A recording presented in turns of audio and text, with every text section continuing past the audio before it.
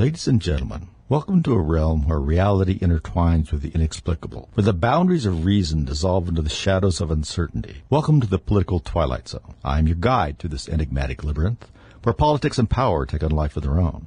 In this dimension, the threads of truth weave a tapestry of intrigue, challenging our perception of the world we thought we knew. In this world, nothing is as it seems, and the truth lies buried beneath layers of deceit. Prepare to venture where reason meets the unexplained, and where the unexplained might just be. Welcome back, everybody. Another week goes by. I appreciate you joining us here on KNZZ, KGLN, and the Internet. We are 1192.7, 980 plus 101.3. I'm supposed to say that once in a while. And if you miss the show, you can pick it up on, well, a lot of the places. You can pick it up off of the Amazon, off of iTunes, a lot of places where podcasts are at, and just ask for Getting It Right with Rick Wagner.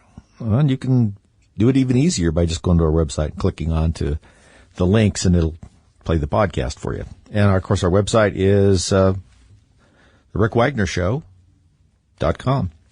Kind of simple. And you can get there and take a look at a lot of the stuff we talk about here today and some other things, a lot of other things. I have a lot of news sources up there. And I've been putting up Tucker Carlson's Twitter show.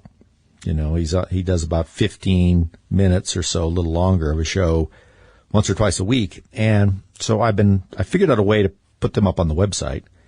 And so far it's working. I mean, you know, I'm knocking on wood here. If I could reach my head, I would. And, you know, I have that along with the Victor Davis Hanson podcast that updates 3 times a week, too. So there's a lot going on there, and feel free to jump into it. Tucker's been doing some really interesting stuff on Twitter.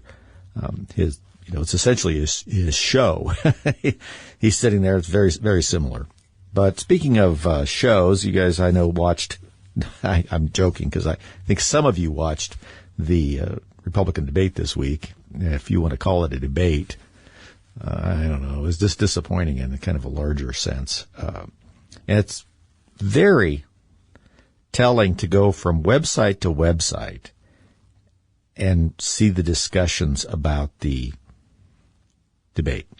Some of them, the bigger ones, seems like, are all over Chris Christie, rather on his side. Oh, he put that Vivek back in his place, you know, and Vivek's campaign is over. And then you go to a couple other websites, and it's just the opposite. You know, Vivek put Christie in his place and called out Nikki Haley. And, you know, I mean, it's now very difficult to get a consensus, even from conservative sites. One of the things I don't like to see is them really tearing into other Republican candidates. I mean, it's fine to say I think so-and-so did better, and I was disappointed in this, the other, but, you know, some of these characters are, you know, they're harder on the Republican candidates than they are the Democrats. And, of course, this has been our problem for a long time, is we are quite willing to sacrifice our own, but we can never seem to get the other side to do anything like that.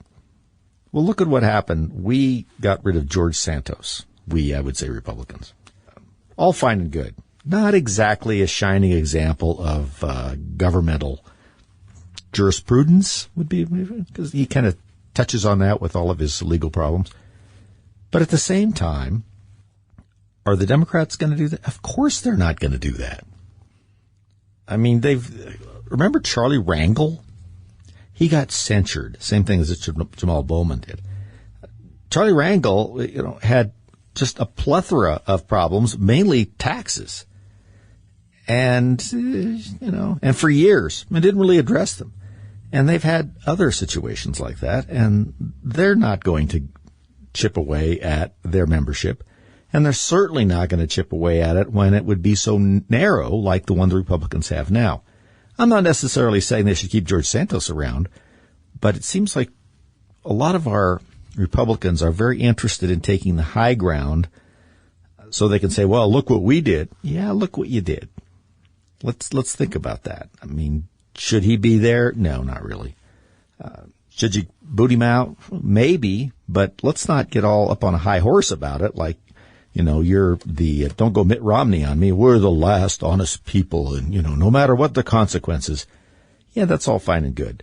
But at the same time, we just had Jamal Bowman, who was censured this week. Oh, that was tough. He was called down to the well of the House, the area right in front of where the speaker's apparatus is. They said, "You are censured." Well, that'll take your head off, won't it? And, of course, he was surrounded by supporters. By supporters, I mean other members of Congress. And by that, I mean Democrats. Now, what is there to support with that character? We have verifiable video evidence. Anymore, you don't know. I mean, unless somebody's, tested it to make sure it isn't doctored. But verifiable video evidence of the guy pulling a fire alarm during a critical vote when the Democrats were trying to hold the vote up.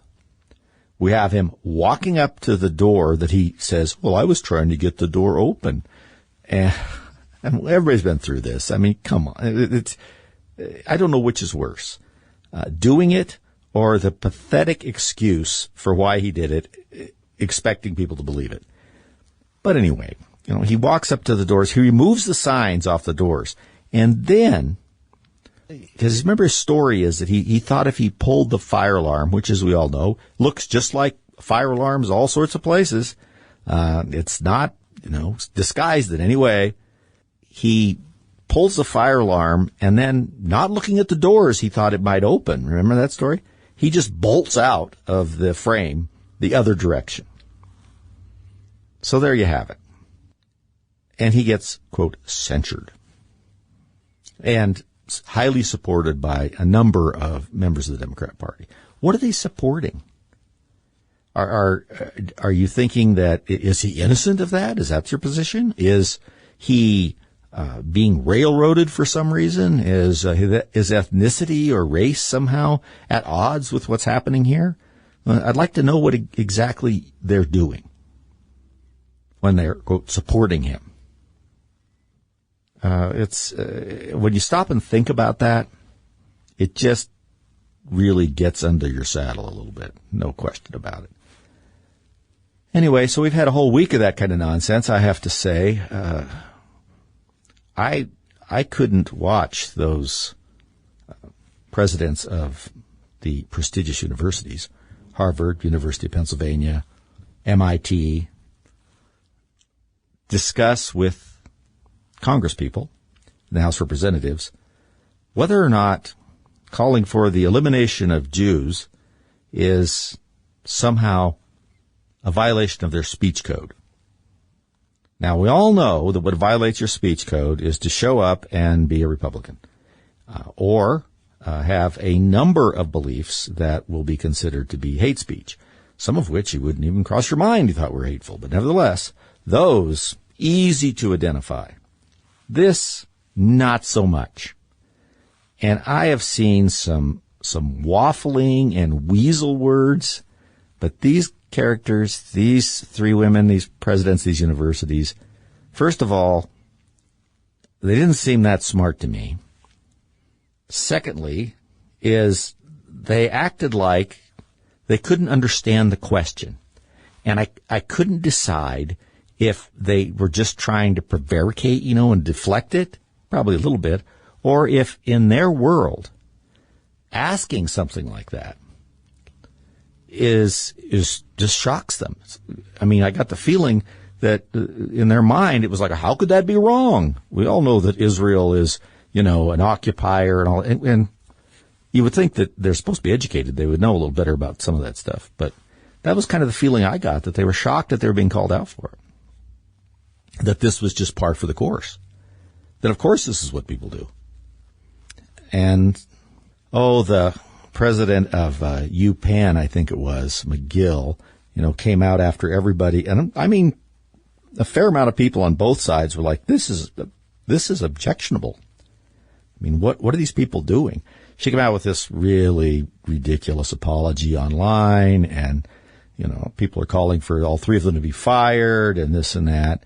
And fine, fire them, but do you think that's going to change anything? You think they're the problem, or is it obvious that they're the symptom of the problem? Maybe they shouldn't walk away when it's so clear they don't understand their job or really the mission of the school, but getting rid of them is hardly going to be dispositive. Might be a step in the right direction. Okay, we're back. Hopefully we're not another day older and deeper in debt. Let's see. I have some notes here, since we were talking about our lovely examples of ruling class at our very expensive private institutions that receive just literally billions of dollars over the years in donations and grants and this and that, all tax-free. And this is what happens. And if you think they're turning out superior graduates, yeah, that's not so. Over the last few years, I've met a number of people from some of these schools, and to say that they were not particularly remarkable. Now, there are remarkable ones, don't get me wrong, but is it some kind of high bar for all of them? No, it's not. Their criteria for admission is, well, it's not really intellectually based. Now, this year, Harvard, for instance, is doing away with standardized testing results, the old SAT. They're not going to take that as a big qualifier to get in the school there. They're going to have you write essays and describe your journey to their higher education so they can sort of ferret out what kind of person you are. And I don't think in a way that we would like.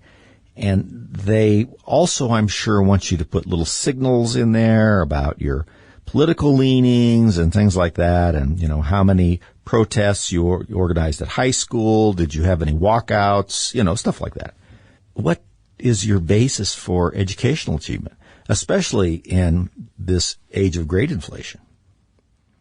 I mean, it depends on where you go to school. I mean, if you go to a good charter school or you live in a very good school district, it's a lot harder to get A's and B's than some of these other places where it's just, hey, you showed up, that's already a B plus.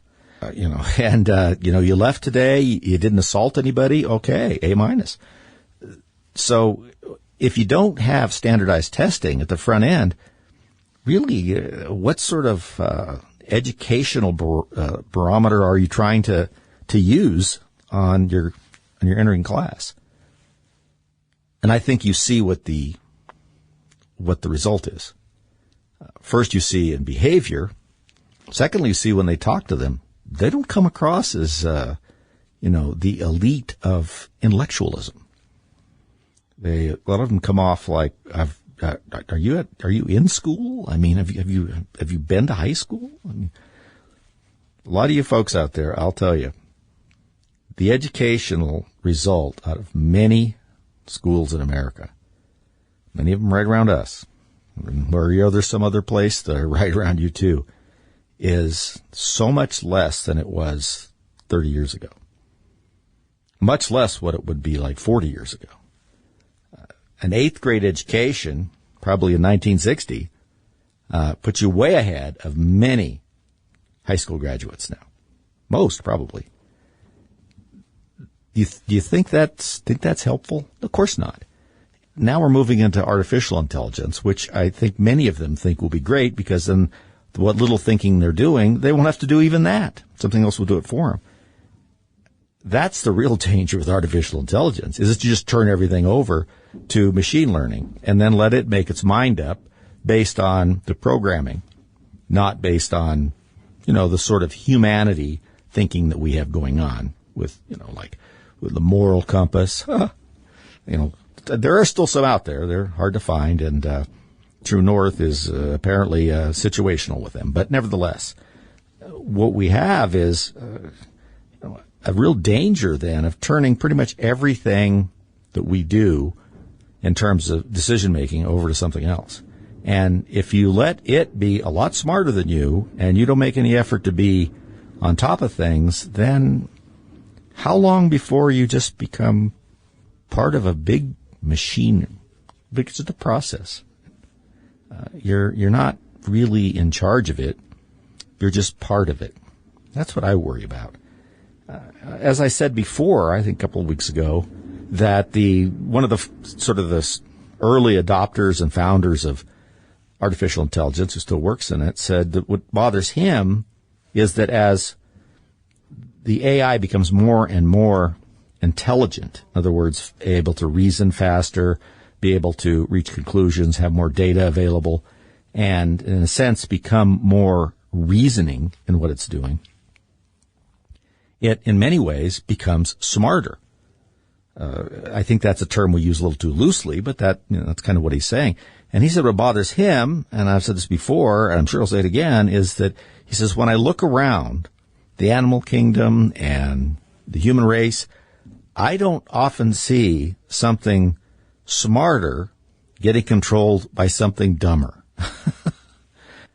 That's kind of true. And so we may not even know how this will turn out, because the reasoning process that goes on with some of this machine stuff that I have no doubt will be running some things, and some of it will be very beneficial. Don't get me wrong. I think that some of the applications of artificial intelligence and its incredibly fast processing speed and ability to compare things will be great in medicine, and particularly in pharmaceuticals, looking at chemical combinations and comparing them to how they affect disease, things like that, come up with whole new approaches, and maybe even a whole new approach to some chemistry because of that. Yeah, I think that's going to be great. I also think it will make good diagnosticians in some of these instances. In radiology, it's been shown to be very helpful to the radiologists, even now. So yeah, I think there's plenty of that going on. But at the same time, we have a growing percentage of our population that just doesn't seem to want to think a lot. And when you offer it something to take that off their shoulders, I don't think a lot of them will do it. We already see there's a lot of people out there that I'm not even sure all that interested in freedom. They want license. They want to be able to do the few things that they feel like doing, but they're perfectly okay with being bossed around. We have always assumed that the majority of people don't want that. I think there's at least a significant minority that seems to. So you put all those things together, and you have to wonder what the shape of the future is going to look like. I really do wonder myself. I'm getting less and less able to picture it, envision some end point. And I'm not comfortable with that. I'd like to have, at least 2 or 3 scenarios that I feel like, are possible. I am not even sure about that. I mean, I have 1 or 2 that I worry might be possible, but that's not quite the same. Anyway, we were talking about these ladies from the colleges. Someone wrote something that I thought was really interesting, and so I wrote it down, and I can't remember where I saw it exactly. It meant in the Spectator or something, but they referred to their testimony and answer to questions as an example of moral confusion. I like that. Moral confusion. It's not immorality, right? Or a lack of morality. It's confusion about what you should be doing. Where should I be showing, my compassion or having sympathy, or, what's moral and what's not moral? I mean, it is moral confusion. I really like it. And you can tell it because there apparently is nothing that they can be asked about some of these topics that they don't want to refer to the dreaded word of context. I think we need to have that in context. Context is important for many things. There are a few things that by themselves are so heinous that just doesn't need any context with it. It's just wrong. They don't seem to be able to find that. They're morally confused, just wandering around. They don't recognize it. In their day-to-day life, most of the time, it's very well laid out. There's like a manual there of this. So we're in charge, we agree with this. It's a little bit like what we believe that, religions have, is so that we believe A, B, and C, right? And their progressive philosophy is really almost exactly the same. They just don't have God involved in it. And so when they're confronted with something that falls outside of that a little bit, they do get very confused. Especially when they're afraid they're going to get in trouble with if they say what they really think. What we've come up with is schools out there that are emphasizing social skills or social indoctrination over objective work. The ability to objectively come to conclusions, to gather evidence, and not have your conclusion predetermined. That seems to be disappearing from most of the disciplines. And when you don't have any standardized tests, how do you know if people even have the equipment to have an objective approach to things, be able to gather information, understand the information, and then interpret it? So it becomes just a matter of social skills. Well, everybody else is doing it. And that gets to be the end of it. I mean, the schools, I remember I said that Harvard and some of the others are getting away with standardized testing. They didn't want to do that. And I was reading that Harvard and I think Princeton both used to have a standardized test that they gave before admission so they could see how well you were doing. In fact, apparently they didn't just trust the SAT. I kind of like that idea. But, of course, that's been gone for quite some time now.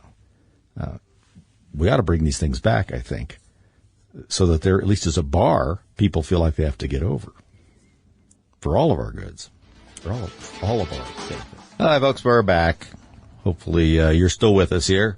Let's see, moving on to some things, keeping in line with what we were talking about, sort of the barbarians at the gate, or inside the gate kind of theory, to go along with, what's going on with schools and kids and all this stuff these days.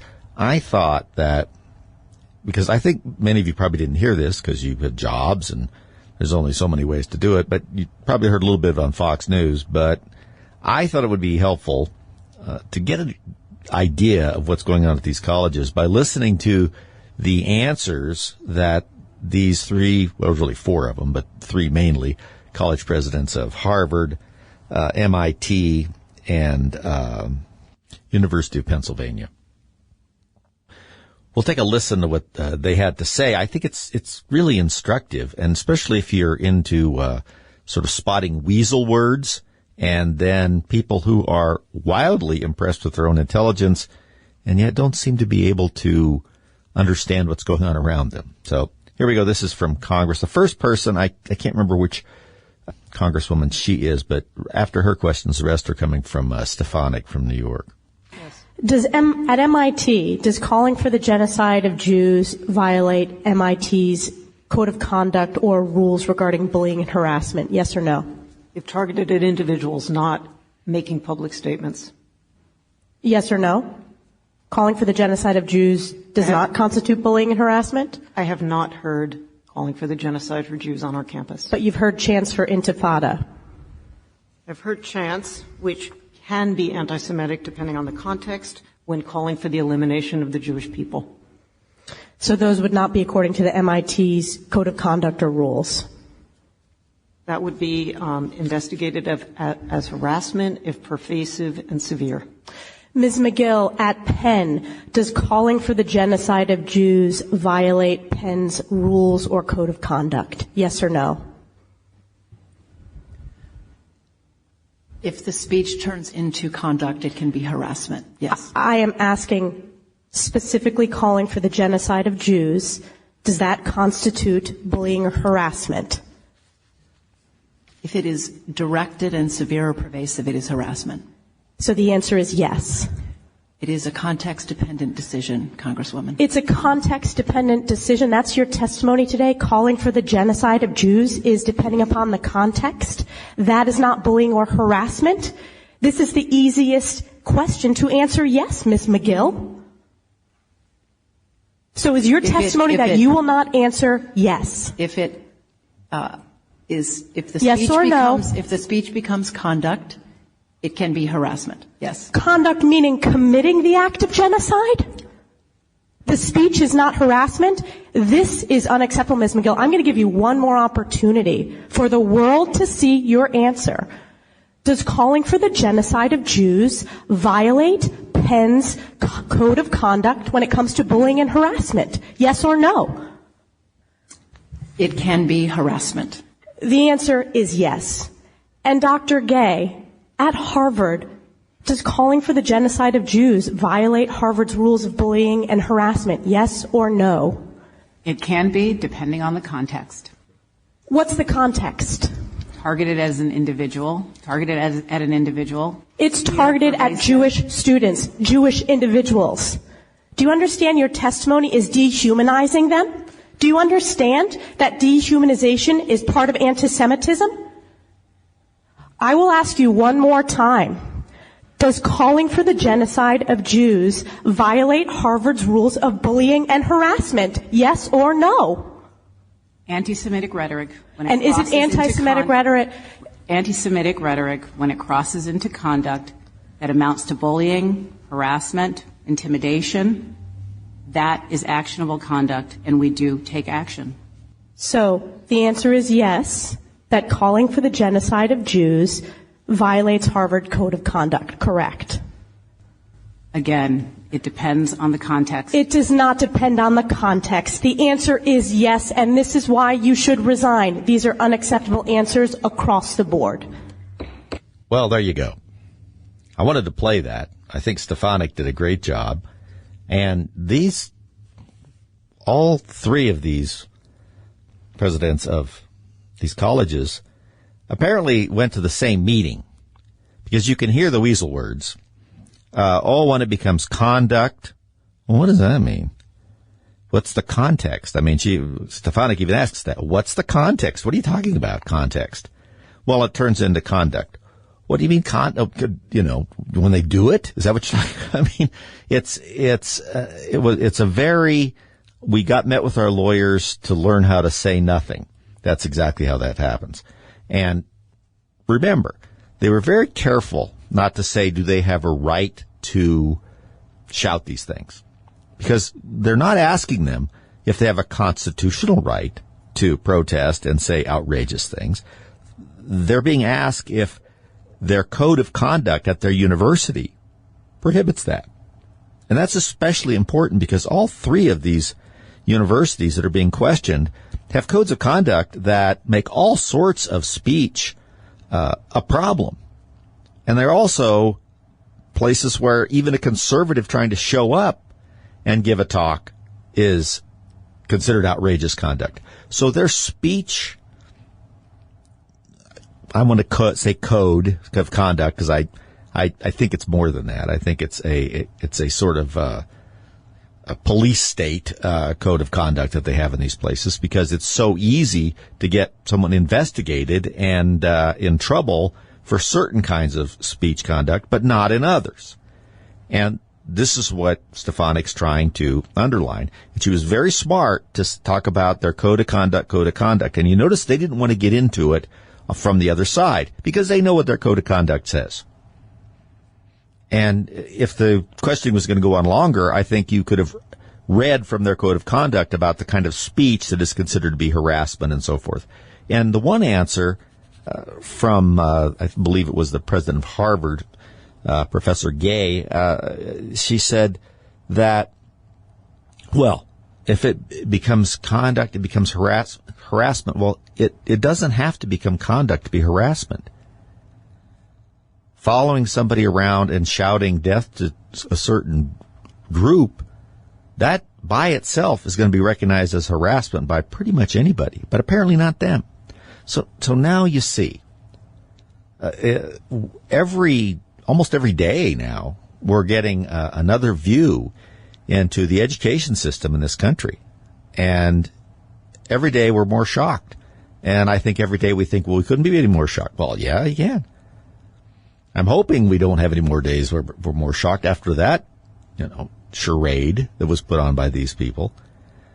And the president of Penn, University of Pennsylvania, McGill, she's was really in it because, which you didn't see, and you may have seen it, she's sort of smirking through her answers like she thinks, oh, I'm so much smarter, I'll just dance around this, And, of course, she didn't.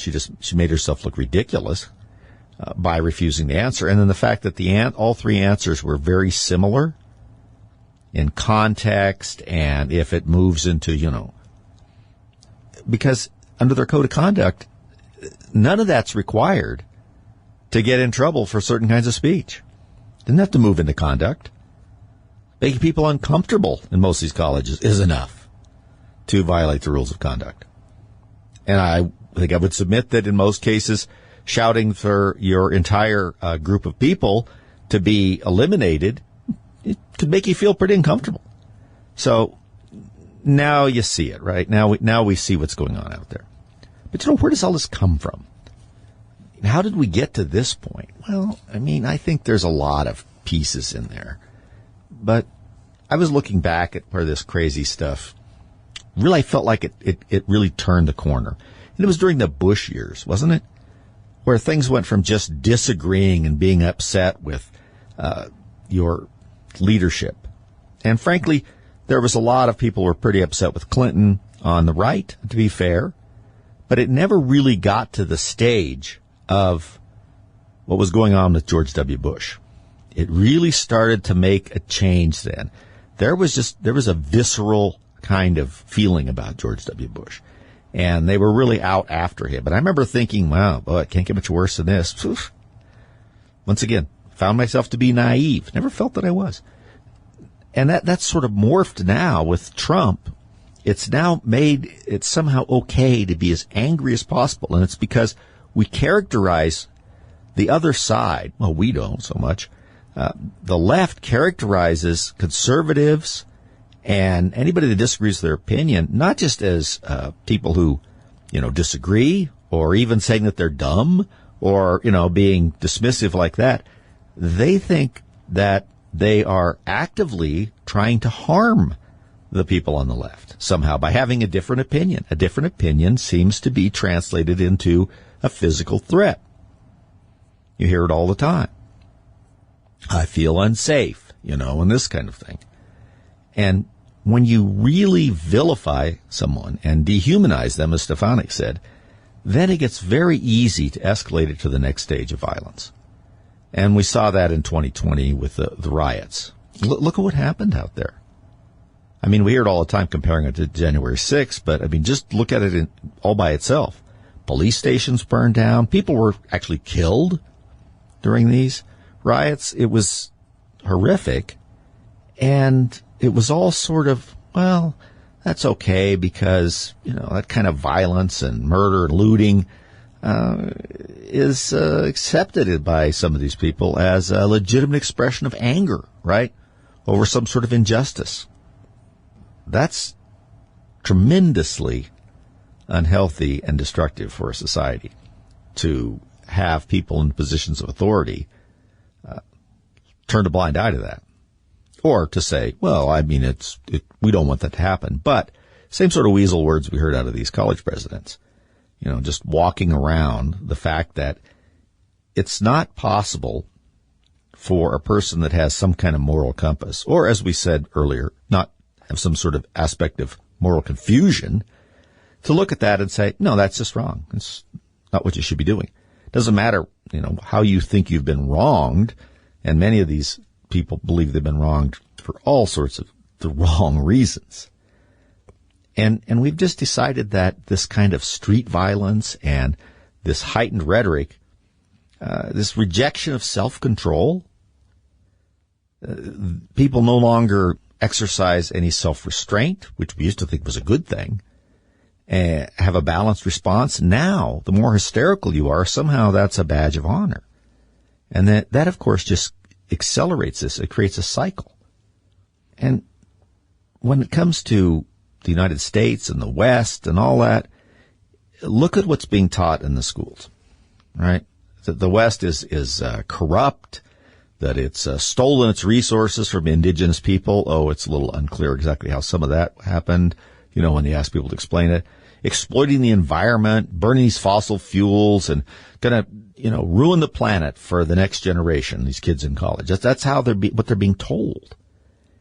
And so when they go out and they, praise Hamas and come up with all of this crazy stuff, they're really saying an expletive against our civilization, because they've been now taught that our civilization in the West is terrible, corrupt, oppressive.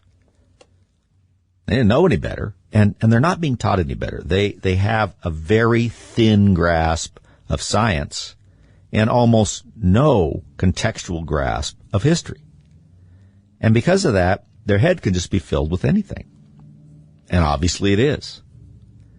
So when you see that and then you couple that with this explosion of self-expression in rage that we've now decided is okay, or we haven't, but apparently the left has, because it's okay because it's in the right context. See, that context thing comes up. Well, it's against Trump, and we all know Trump is the most evil thing that's ever come down the road. And so, gosh, nobody likes to see it when someone's upset, but they have a right to be upset, and this is just what happens. That's the context.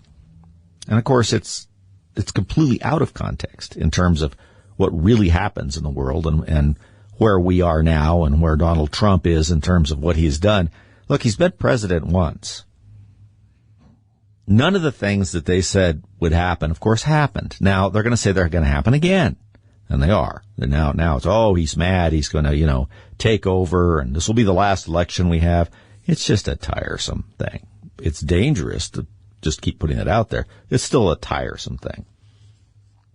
And when you get to that point, when you paint people to be so bad and as dangerous to you, and their supporters are dangerous to you, well, this is how we end up, especially when we no longer have any sort of comedy in our civilization. I don't mean comedy, C-O-M-E-D-Y. I mean C-O-M-I-T-Y. We don't have any sort of, the sort of reasoned back and forth. There's no expectation of that now. It used to be if you blew up at somebody that people thought less of you. Now if you blow up at someone, many think that, by golly, they have some righteous rage. And like I said, they pick this up from not knowing anything and what they're told. And you might ask, Rick, do you have any examples of that? Why, yes, I do.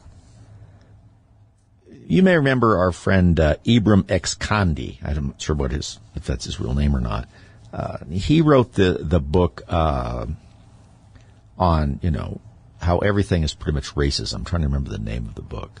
But he has a new, of course, Netflix documentary. I don't know how you call this a documentary. It's called Stamped from the Beginning, which is based on his 2018 book examining the history of anti-black racism. Now, I'm reading this from a Breitbart article, I guess, yeah. And he received a round of applause after he called out to white people. This is what he said. And I don't much just listen to this as being incredibly irritating. Just listen to this as, does it make any sense? Right? I don't think white people worldwide have really reckoned with how much their own personal identity is shaped by constructions of whiteness, and how that construction of whiteness prevents white people from connecting with humanity, he said. It's whiteness that prevents that. That's gibberish. I mean, it's just repeating the same thing over and over again. It's self-serving in the sense that it tries to define itself and explain itself by just reiterating itself.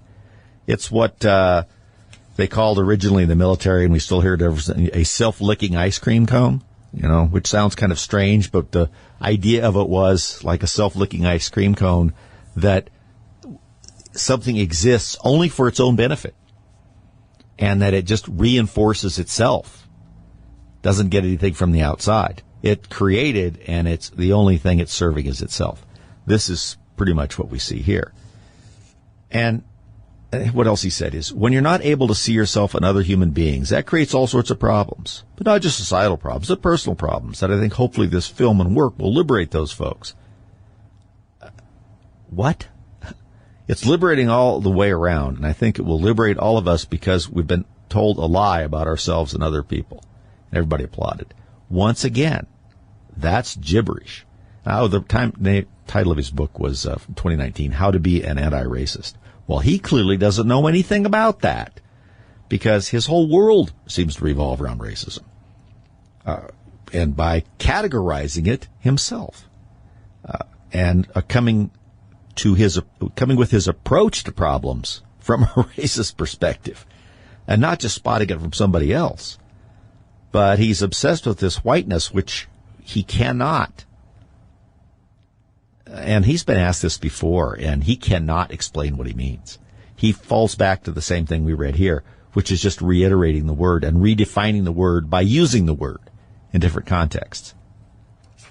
It's like asking somebody to define something and then reiterating that same word over and over again, to define it. That's what he does there.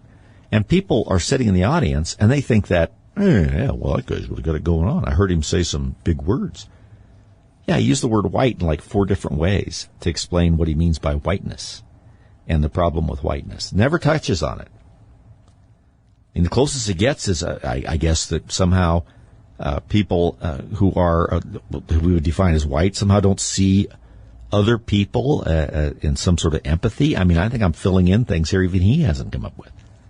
And the fact that people are out there applauding this is ridiculous. It's another one of these emperor has no clothes issues where are you applauding because you have a low IQ like he apparently does and it's resonating with you, or because you think that it is virtue signaling to applaud what he has to say because it sounds bad about your society, and that's the way that you show how sophisticated you are is by tearing down your own society. And this has happened before. I mean, we see this, where people become so sophisticated and above things and civilized that they degrade their own civilization. It's the I'm too good for this. Or as the famous group Right Said Fred said, I believe in the 80s, I'm too sexy for my clothes. I think that's the same kind of thinking here. They're too sexy for their own environment, right? And so anybody that attacks it, they're going to get on that side and say, oh, yes, I know. It's so droll.